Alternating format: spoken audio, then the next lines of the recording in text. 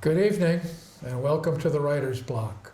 I'm your host, John Ronan, and as you know now, because we are in our 30th season, I interview writers about their craft, what they're working on, what they've accomplished in the past, what they're planning for the future.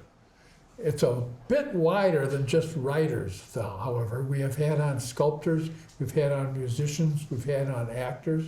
So if you have an idea for a guest who might be good for the Writer's Block, a writer or other talent, watch for our address at the end of the show. We'd love to get your suggestions. I also want to remind you that the Writer's Block and all the other original programming that comes out of Studio 1623 is a result of cable access television.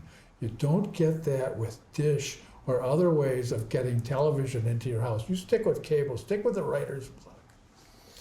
Tonight, I'm very proud to say we do have a writer. Her name is Wilma Busse, and she has been involved in a research project that's going to really fascinate you. Wilma is originally from Pittsburgh, but she migrated east and was for many years a professor of psychology at Suffolk University in Boston and also the director of their counseling center. She is now a professor emerita at Suffolk, but lives in Gloucester and moved here in the year 2000. Wilma Busse, thanks very much for coming down. Thank you for having me on the show. I really meant that this is a fascinating topic. I'm going to read the title of the research article that you published with two colleagues in 2000. Right. Descendants of the Holocaust meet descendants of the Third Reich, the one-by-one dialogue concept. Will you explain that for me? I will try. Back in 1993, a group of 3 individuals from Harvard had a research study where they brought together descendants of the Holocaust and descendants of the Third Reich, most of whom were second-generation descendants. However, some were first generation or actually been there during the war. And we, 13 other people and myself, took part in one of their research studies. And it was highly organized and quite emotional, but there wasn't a lot of room for really getting to know the other side that well. So what we decided to do after we were participants in this research group, we decided that as a group, the Germans and all the rest of us, that we wanted to form our own group and really delve into what happens when one side meets the other, what happens to you individually, what happens with your family, how was your family affected by the Holocaust, how are you affected by it to this day. And so what we did is we formed an organization of our own called One by One, and that's where we're going to have the address of your website under your name during the show so people can go to that website. Absolutely, thank you. So as part of One by One, 3 of us, myself, Rosalie Jarrett, and Martina Emma, came up with this idea, this concept of dialogue based on our research of Primo Levi, Carl Rogers, Judith Herman, who's a trauma specialist, and several other psychologists and philosophers. And we devised what we called the One by One dialogue group. And we offered that for our first group in 1996. And the last group we've had that was offered was in 2010. Now, you mentioned the first group, and then the one you created. Were these Americans? They were both. So some from Europe, some who had whose family had immigrated. Right. And you mentioned also the first time you were involved was very emotional. I'm curious about the sorts of emotions. Well, in our particular, when we were participants in this particular research study, they brought in a ringer, if you will, who was a member of the SS. And people were just flabbergasted because we weren't pre-warned. About his background? Yeah, there was no forewarning about the fact that this guy was going to be in our group. So some of the Jewish participants, one woman, for example, we all had our individual rooms, and one woman literally moved her entire dresser from her room in front of her door so she could go to sleep that night, just because Otto, who was the guy from the SS, was sleeping 2 doors down from her. Oh, this is in a motel or a retreat? Tree Sheet Center. And some of the other descendants didn't know if they wanted to talk to him. A lot of people were in utter disbelief. They couldn't believe he was there, number one. What did, everybody was asking each other, oh, what does he expect from us? Some people were angry. Did anybody leave? No, but some people thought about it. I'll bet. Because this was held in Germany. This was in near the Black Forest, so Stuttgart. So it wasn't like you could just get up and go home. So the descendants had all traveled together from Boston, even though So the descendants were all American, or yeah, living here anyway. yes, and then the descendants of the Third Reich, or in this case Otto, who was actually a perpetrator, were from Germany. Whoa, Yeah, it was quite intense. I'll bet. It sounds... And it was a very structured group. We had certain exercises and this and that, but it was through that experience that we as participants decided we've got to do more. There has to be some way to process how this affected us. And that led to One by One. Exactly. And so since you formed One by One, you have been putting into practice negotiations and setting up in guidelines and establishing and interviewing people and directing their conversations? Yeah, what we do is we hold a 5 to 7 day retreat, usually in Berlin, because interestingly enough, most people want to go to Berlin to have this. They want to go to Germany, where it all started.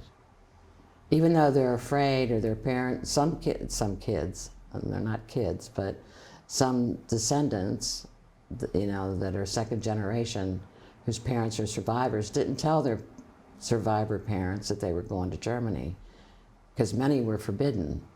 They didn't tell them until they came back.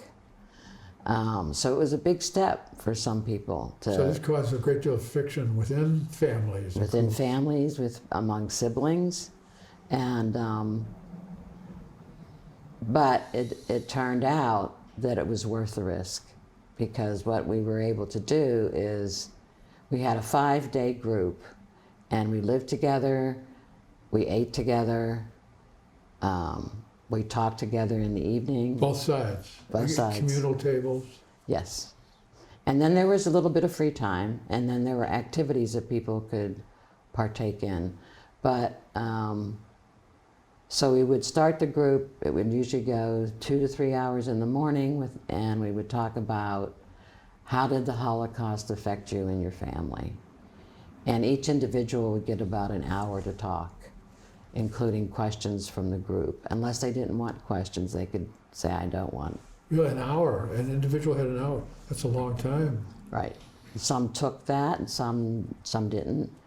And they slowly, usually we would just say, who would like to start? And every group had 2 leaders from the survivor side, 2 leaders from the perpetrator side, and 2 translators. So... Do you speak German?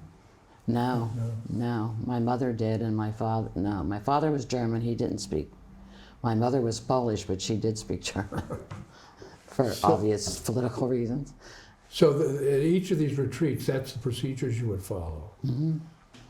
You mentioned when we were talking before the show, you asked, I think, if I wanted to find out or ask about some of the mechanics of individuals and what happened.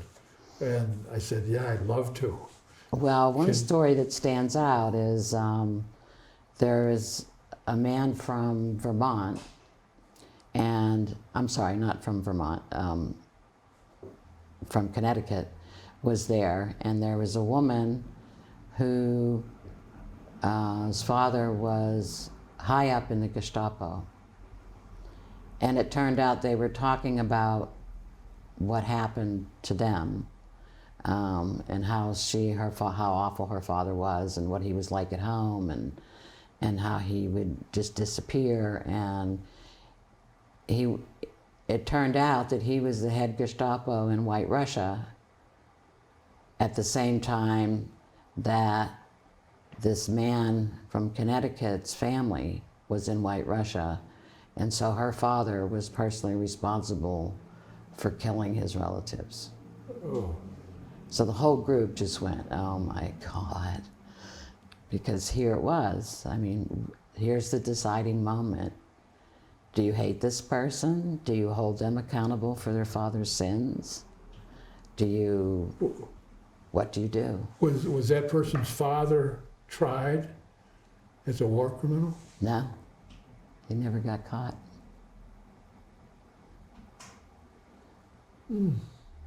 What happened? Well, the man from Connecticut, Alan, and the woman from Germany, Helga, they looked at each other, and Alan said, I can't hold you responsible for what your father did. And they looked at each other, and they both started tears coming to their eyes.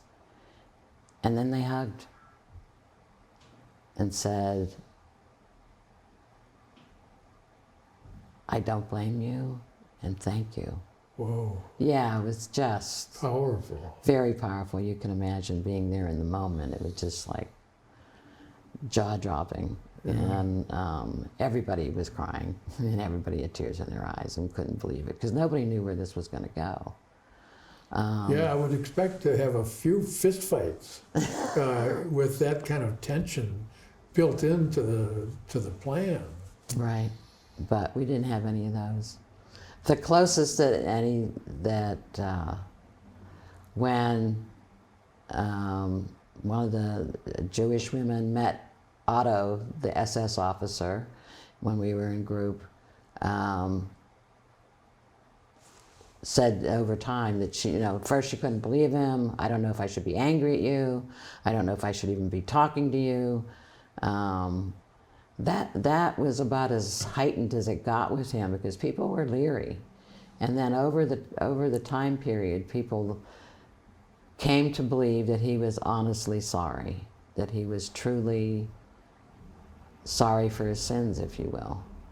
That he was in a tank, he wasn't a foot soldier, but still. So it says something that a person with that background would be willing to participate Yeah, in this program.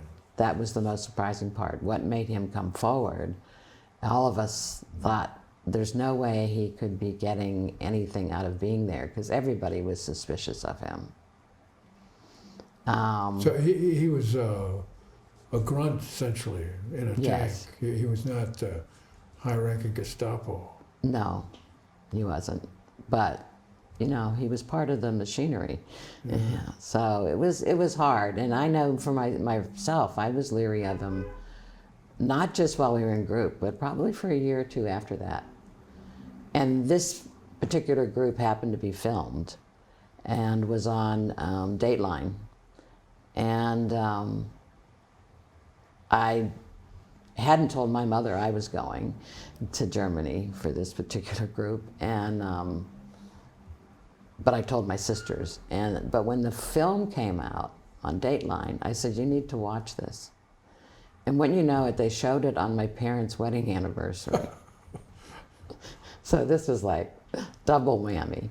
So my parents watched it, and my mother, so I called my mother, because she lived in Pittsburgh then, and I was at that time, I was here. And she said, I don't believe him, he's lying, don't trust him, stay away from him. But she didn't say anything more about if she felt the group was worthwhile. Or This is like the Gestapo group, not the Otto group. right. So What is the hope for these individuals who participate?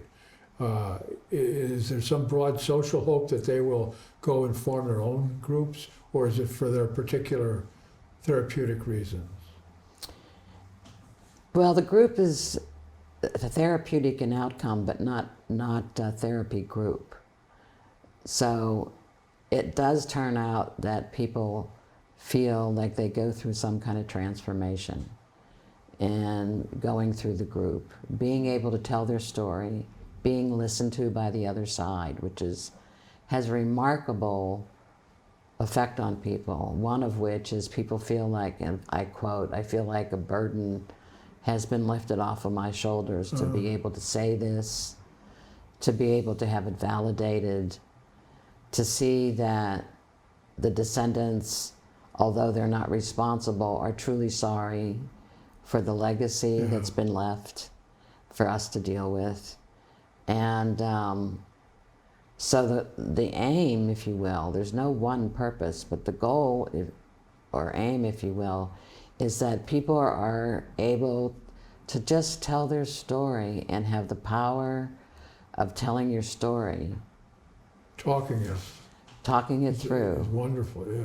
So it's like Judith Herman said, the psychiatrist from Boston, who wrote on trauma.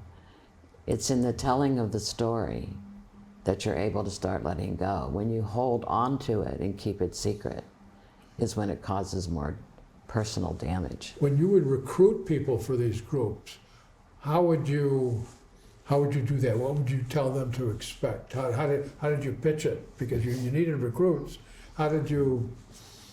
Well, what we did is we would advertise that we were running these dialogue groups, and that it was between these, they were people in the groups were descendants from the Holocaust. Some were descendants from resistors, within Germany. Yeah, and so what we did is we would say, if you're interested, contact us. They would. Then we would interview them pretty thoroughly to make sure they were stable enough to handle the group. Because, and talk about what kind of support systems they had and who they could talk to. Did they happen to be in therapy? And if they were, was their support there from their therapist? So we did a fairly thorough interview and answered all their questions. You could filter out people who were extremely vulnerable or people who might have tendencies to act out. Right. What we didn't want is someone to be in Berlin that lived in Boston or New York, not be able to handle it and want to go home the next day. So we tried to be very, very careful. So yes, we didn't want them to be too vulnerable. Yeah. Now, that has led to a book, or is in the process of filling out a book. And what will the title of the book be, and when can we expect it? Well, the book has been percolating for years. After we wrote this article, the book became more of our focus. But anyway, the name of the book so far is Journeys of Transformation. Journeys of Transformation. Yes. And we think there's going to be a subtitle, but we haven't agreed on it yet. If it was up to me, I would call it Confronting the Legacies of the Holocaust in the Third Reich, because that's what these people are doing. And then we talk about, what was your second part of the question? I forget. When's it going to come out? When's it going to come out? Yes. Well, we decided to self-publish. We were hoping it would be done by March. However, we've run into some legal problems with people signing off and giving us signing contracts that we have that have basically that one by one has non-exclusive rights. So you expect it to be out about now as we're airing, but that's going to be pushed up some indefinite amount of time? Or Yes. You don't have a new target date? Well, I'm still hoping that it'll be March or April because Of 2020 or 20? I'm hoping 2020, but it's all dependent on what we have to do now is seek out each individual who contributed to the book, because the book is divided into 5 chapters, and 2 of the chapters Rosalie and I and Martina wrote, which describes a dialogue group concept, the whole process that people go through. But there are 2, and then another chapter on the effects, or the ripple effects, the social activities that people got involved in, the outreach activities that people got involved in, that they were kind of moved by what they engaged in one by one to go out in the world and do other things. Well, are updates available on the website about how the book is going along towards We haven't publishing? done that. That's a good idea. Because I think you'll get thousands of my audience, thousands out there wanting to know when it's going to come out and what the new schedule is. Well, we'll definitely do that. Yeah, we can do that. And also, I neglected to ask you earlier to mention specifically who the 2 other writers are who are involved in this, because you're you're a third of the project. Right. It's Rosalie Jarrett, who's from Sudbury and is actually going to be ordained as a rabbi in 10 days. And Dr. Martina Emma, who's the head of the psychology department in a high school in Berlin. And she's very involved with Remembrance Day in Berlin, which is January 27th, and has taken students to Auschwitz. And they do a whole remembrance program in her high school under her direction. And in Germany, Holocaust education is mandatory. It's remarkable that a country, even as defeated as they were, could come to grips with itself. They're trying. Instead of, I mean, not all, but majority are trying. Yes. You can see from any national background, Right. people are extremely reluctant to say that they were wrong about anything. That's the truth. Unfortunately, as it is globally, the neo-Nazi are rising in numbers. They've had some hate crimes around some of their synagogues. Yes, jumping here. Yeah, and certainly many in the United States. If you don't learn about the past, you're condemned to repeat it. Exactly. As somebody wrote. And it seems to be a correct formula. Yes, it is a correct formula. So we're hoping as soon as we can get. So the 3rd chapter of the book is actual short memoirs of people who went through the dialogue group and things that happened to them, things they did as a result of being in the group, outreach activities they got into. For example, some of the group members decided that this was so powerful for them, they wanted to actually try and do the same thing with Bosnian and Serbian women, and in conjunction with Dr. Paula Green in Western Mass, who runs the Karuna Center, they set up a group, and some of our members went and talked about how they were able to talk about the different sides and try to come together, not necessarily to forgive, but to be able to dialogue, to be able to talk about what happened. So this life, this energy is continuing. Yes. Are you going to be doing more groups? We hope to do another group next year. In Berlin? In Berlin. Have you been in touch with other psychologists or social workers who are working with reconciliation between, for instance, descendants of slaves and descendants of plantation owners. No, but we hope to be. Are you? Yeah. Are you going to work it? And I think there are other chasms that people are trying to bridge besides the Holocaust and besides slavery in the United States and elsewhere. Right. Yeah, we've had people from Rwanda to come and attend some of our conferences, and we had one woman who tried to start up One by One Peru. She did it for about a year or two, and then she... In where? In Peru. Peru. And she did it with the Native women. And we had a gentleman from Guatemala who wanted to take some of our work back there. So, yeah, we hope that it spreads much further than the U.S. and Germany. It's a wonderful idea and necessary, I think, especially now as you see so much anger and hatred and white nationalism coming forward. Yes, it's frightening. Yeah. Yeah, so we definitely want to do more groups. We are getting close to closing time. This was just as fascinating as I thought it would be, and I'm really looking forward to the book. Would you repeat the title, the working title, for our audience? Journeys of Transformation. Journeys of Transformation. And they can look at your website for news about that progress. Yes, give me a week. Well, we're taping in December, late December, but we're not going to air until... Oh, it'll definitely be up there by then. Oh, okay, all right. Definitely. Okay. And with any luck and people, us being able to find people and have them sign their contracts to allow us to publish, the book may be done by then. That may be the update, which would be golden. Do you have a donation button on your website for people to help with the publication? No, we don't. Would be nice though, because we did a GoFundMe page to get the money to publish.